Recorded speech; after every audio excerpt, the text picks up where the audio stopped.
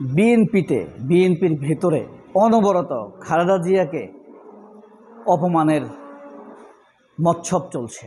এখন তা বেরিয়ে এসেছে, ক্রমেই তা মানুষ জানতে পারছে।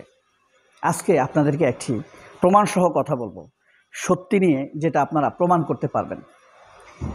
বিএনপির বড় বড় নেতারাই খালেদা জিয়াকে অপমান করে, তার কথা রাখে না। ওই যে আমি বলেছি, সেই কথাগুলো ধীরে ধীরে প্রমাণ বেরিয়ে আসছে। আসলে মির্জা ফখরুলরা তারেক রহমানের কথাও শোনে না।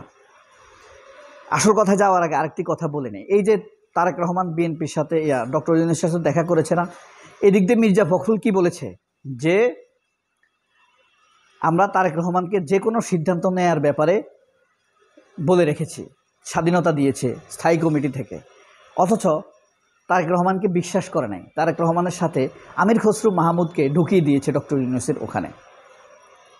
এটা হলো ভারতের একটি চাল, বৈঠকে কি হয়। যাই হোক, খালেদা জিয়াকে কীভাবে অপমান করে আমরা সেই বিষয় নিয়ে বলি। 4 জুন, ঈদের 3 দিন আগে, ঈদ হয়েছে 7 তারিখ না, ঈদের 3 দিন আগে একটি বৈঠক হয়েছিল প্রেস ক্লাবে, যেখানে বিএনপির সকল প্রথম শ্রেণীর নেতা ছিলেন, 2-1 ছাড়া সকল নেতা ছিলেন। সবাই একে একে বক্তব্য দিচ্ছিলেন। ডক্টর ইউনূসের 14 গোষ্ঠী উদ্ধার করে ছাড়ছিলেন তারা। ডক্টর ইউনূসকে দৌড়ানি দিবে, তাড়িয়ে দিবে, ডক্টর ইউনূস পালানোর পথ পাবে জানা। ওই যে রুমিন ফারহানা, নীলুফা আক্তার মনি, বরকতুল্লাহ বুলু যেসব ভাষায় কথা বলে, ফজলু ঠিক একই ভাষায় ডক্টর ইউনূসকে অপমানজনক কথা বলতে যাচ্ছিল। অথচ কিছুদিন আগেই 2 তারিখে, জুনের 2 তারিখে খালেদা জিয়া বলেছেন ডক্টর ইউনূসের বিরুদ্ধে উল্টাপাল্টা কথা যেন না বলে, রাজপথে যেন ডক্টর ইউনূসের বিরুদ্ধে রাজনীতি না করা হয়, কোনো দাবি দেওয়ার প্রয়োজন হলে আলোচনা করে সেটি যেন সমাধান করা হয়। এই 4 জুন যখন এই বৈঠকটি হয়, তখন সেখানে উপস্থিত ছিলেন সরাসরি মাহমুদুর রহমান এবং এম আবদুল্লাহ, বা আমাদের সম্পাদকের সিনিয়র এডিটর যিনি এম আবদুল্লাহ, একজন ভালো রিপোর্টার। তখন সবাই যখন ডক্টর ইউনূসকে গালাগালি করছে, তখন এম আবদুল্লাহ বিচলিত হয়ে গেলেন। তিনি বরকতুল্লাহ বুলুকে বলেছেন, আপনারা এই বিষয়ে বেগম খালেদা জিয়াকে কাজে লাগাতে পারেন। বেগম খালেদা জিয়ার যে গ্রহণযোগ্যতা, তাকে কাজে লাগিয়ে এই জিনিসটি ডক্টর ইউনূসের সাথে দূরত্ব কমানো যেতে পারে। এই কথা বলার সাথে সাথে তারা সবাই উসখুস শুরু করে দিল। খালেদা জিয়ার কথা শুনতে তারা রাজি না, বিরক্ত। এটা কিন্তু সরাসরি ব্যাপার, একদম সরাসরি ওপেন। তারা খুবই বিরক্ত, বিশেষ করে মঈন খান, বরকতুল্লাহ বুলু। খালেদা জিয়া অপ্রাসঙ্গিক, খালেদা জিয়ার কথা শোনা যাবে না। মনে হয় যেন খালেদা জিয়ার কথা বলে এখানে ভুল করেছে, খালেদা জিয়ার কথা বলতে রাজি নয়। খালেদা জিয়ার কথা আসার সাথে সাথে তাদের মনে এক ধরনের কার্পণ্যতা তৈরি হয়েছে, যেমন খালেদা জিয়া অপ্রাসঙ্গিক, খালেদা জিয়া রাজনীতি বুঝেন না, এমন একটা অ্যাটিটিউড তারা দেখিয়েছে।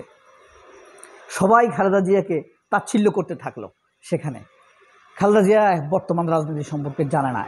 বরকতুল্লাহ বুলু তো সরাসরি বলেছে খালেদা জিয়া বর্তমান রাজনীতি সম্পর্কে জানে না। আপনারা 16 তারিখের দৈনিক আমার দেশ পড়ে দেখতে পারেন, এম আবদুল্লাহ, বাংলাদেশের রাজনীতির নতুন টার্নিং পয়েন্ট। এটা হলো কিন্তু প্রমাণ। এম আবদুল্লাহ সরাসরি বলেছেন যে এসব বিষয় সমাধানের জন্য খালেদা জিয়াকে কাজে লাগানো যেতে পারে। তখনই তারা উসখুস শুরু করে দিল, তাচ্ছিল্য করা শুরু করে দিল। খালেদা জিয়া বর্তমান রাজনীতির সম্পর্কে ওয়াকিবহাল নয়, ডিপ্লোমেসি বুঝেন না, এমন কথাও বলে বসেছে ডক্টর মঈন খান, ওই যে চুল বড় বড়, আগে তথ্যমন্ত্রী ছিল, বিজ্ঞান ও তথ্যমন্ত্রী। খালেদা জিয়ার সাথে দেখা করার জন্য এই নেতারা যখন ঈদে যায়, ঈদের সময় যখন দেখা করতে যায় খালেদা জিয়ার সাথে, এই সিনিয়র নেতারা যারা খালেদা জিয়াকে তাচ্ছিল্য করেছে, ফজলু টজলু, এরা বুলু, ঈদের সময় খালেদা নেত্রীর সাথে দেখা করে না। দেখা করতে যাওয়ার পর তখনই নেত্রী আসল কোপ মাছ সাইজ করছে, সাইজটা অন্যভাবে হয়েছে। তখন এই খালেদা জিয়া বলে বসে, তখনই বলছে যে ডক্টর ইউনূসের বিরুদ্ধে কোনো রকম রাজপথে আন্দোলন করা যাবে না, কুৎসা রটনা করা যাবে না, উল্টাপাল্টা কথা বলা যাবে না। কোনো কিছুর প্রয়োজন যদি তোমার হয়, কোনো সুযোগ সুবিধার প্রয়োজন হয়, তার সাথে আলোচনার মাধ্যমে সমাধান করতে হবে, তার সাথে দূরত্ব করা যাবে না, এই সরকারের সাথে কোনো দূরত্ব করা যাবে না। এটা দেশের ক্ষতি হবে, দলের ক্ষতি হবে। এটা বলে দেওয়ার পর কেন বলছে এটা খালেদা জিয়া? ওই যে খালেদা জিয়াকে তুচ্ছ করছিল 4 জুন, সেই তথ্য খালেদা জিয়ার কাছে পৌঁছেছে। সেখানে কে ছিল?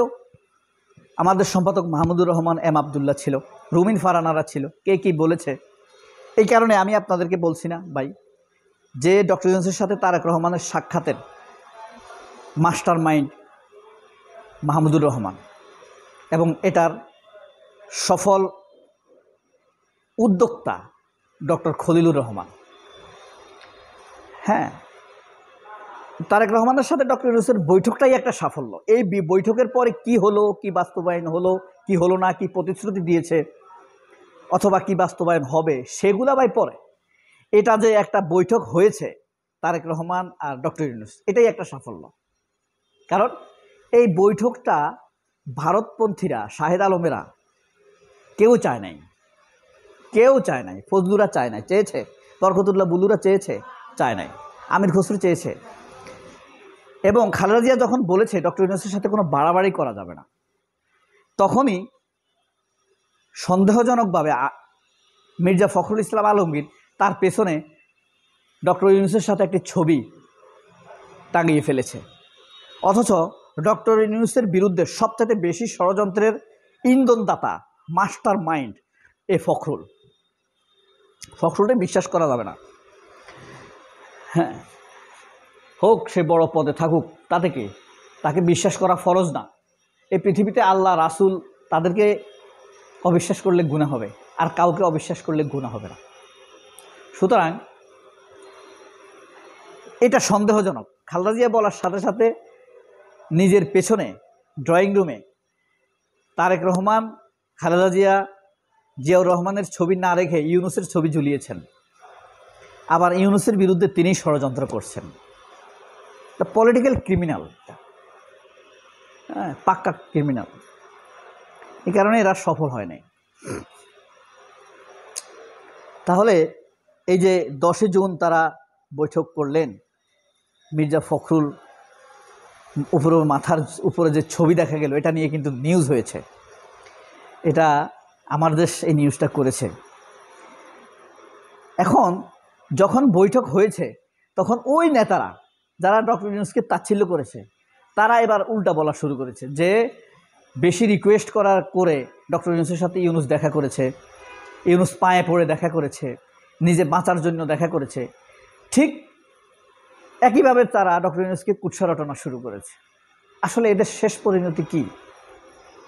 ওই আল্লাহর কাছে না শুকরিয়া আদায় করলে যা হয়, এদের পরিণতি তা হবে। অতি সত্বর আমরা এদের করুণ পরিণতি দেখব। দুঃখ হলো মানুষের করুণ পরিণতি দেখতে দেখতে করুণাই হয়, আর ভালো লাগে না। মানুষ আরও সম্মানিত হোক, চরিত্র আরও ভালো হোক। মির্জা ফখরুলটা কত শয়তানি করবে জাতি নিয়ে, এসব বেয়াদবেরা, যৌথ কর্মজমে জন্ম নেওয়া কুত্তার বাচ্চারা আমাদেরকে নিয়ে ছিনিমিনি খেলছে। সবাই অনেক ভালো থাকবেন। আল্লাহ হাফেজ, আসসালামু আলাইকুম।